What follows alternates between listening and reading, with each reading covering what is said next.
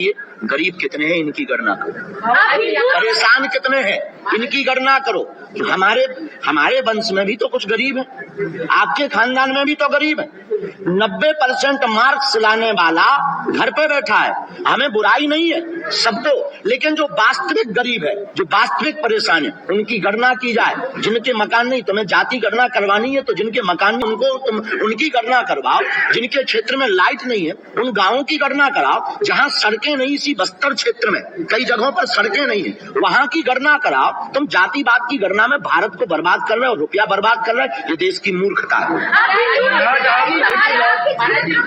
रास्ता सही नहीं है, बिजली की ज्यादा सुविधा नहीं है, मेडिकल हमारे मध्य प्रदेश में नहीं है, मध्य प्रदेश में छोड़ो हमारे गांव में नहीं है। आप उसके लिए क्या करेंगे? हम क्या बोल ही सकते हैं, अब किसी के चून रेंग जाए तो रेंग जाए। अब हम पे संपत्ति, अंबानी तो है नहीं कि सड़कें डलवा दें। आपके पास कुछ हो तो चलो हमारे साथ, आप भी दिखाई सकती हो, आप भी दिखाई सकती हो, आप ही क्या कर लो।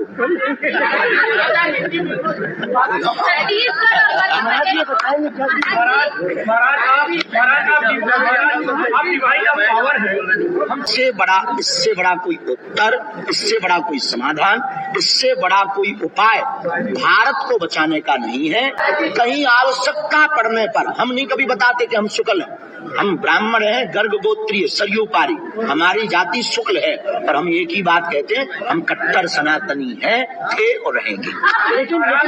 यहाँ विदेशी लोग आते हैं तो वो कहते हैं मैं ब्राह्मण हूँ, मैं ठाकुर हूँ, मैं क्षत्रिय हूँ या मैं वैश्य हूँ। पहला परिचय ये होना चाहिए मैं हिंदू हूँ। कि हमारे संस्कार में माता पिता और गुरु की आज्ञा सर्वोपरि होती है। हम सनातन धर्म के सिपाही हैं। हमारे संस्कृति में खुद को निर्णय लेने का कोई अधिकार नहीं है।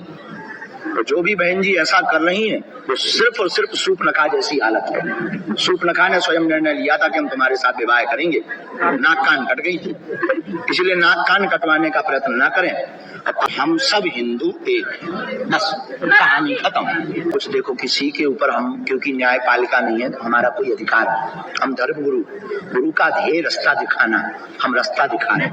आपके माध्यम से हम दुनिया तक अपनी बात पहुंचा रहे हैं, इसके लिए मीडिया को धन्यवाद। अब कौन क्या कर रहा है? अब ओबीसी तो भयंकर बयान देता, हम क्या करें? हम सरकार थोड़ी है, सरकारों को काम करना चाहिए, इसमें कोई संदेह नहीं। हम भारत में आपकी मीडिया के सामने, पूरी दुनिया के सामने हनुमान जी के बल पर और उनके प्रभाव पर माला और अपने वाईफाई की शपथ खा करके कहते हैं कि आई डिवाइन पावर, नो प्रॉब्लम। हमारे पास भगवान हनुमान जी की कृपा है और भारत में रहने वाले सभी व्यक्ति के पास है। हमने उसको जाना है, हमने गुरु कृपा पाई है, तो हम पूरे दुनिया के जितने भी दूसरे मजहब के धर्म गुरु हैं उनको ललकार कर कहते हैं तुम हमारा सामना करो, हम तुम्हारी पैंट गीली ना कर दें तो कहना। भारत में सत्ता का प्रेमी नहीं, सेवा का प्रेमी होना चाहिए। दिव्य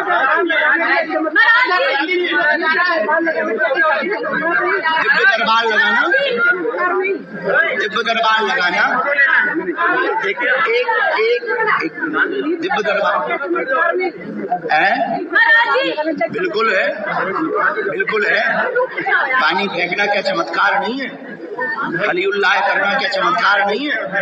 कैंडल जलाना क्या चमत्कार नहीं है? चादर चढ़ाना क्या चमत्कार नहीं है? तो अगर हम दिव्य दरबार या हनुमान चालीसा पढ़ते हैं तो पेट में दर्द क्यों? तो निश्चित रूप से हिंदू इसी तरह जागा रहेगा।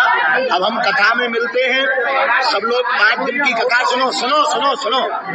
हम यहाँ से कवर्धा भी जाएंगे, बहुत जल्दी बस्तर भी आएंगे। पूरे छत्तीसगढ़ वालों को एक निमंत्रण और है, पत्रकारों को भी। आप सब हमारे परिवार के सदस्य हो, पुराना मानना। सुनो सुनो सुनो सुनो, ऐसा 1 मार्च से 8 मार्च तक बागेश्वर धाम पर विशाल महाकुंभ लग रहा। 151 गरीब बेटियों का विवाह है जिनके माता पिता परिवारजन नहीं है, और 108 कुंडीय यज्ञ है जिसमें भारतीय आर्मी के लिए वह यज्ञ की जा रही है।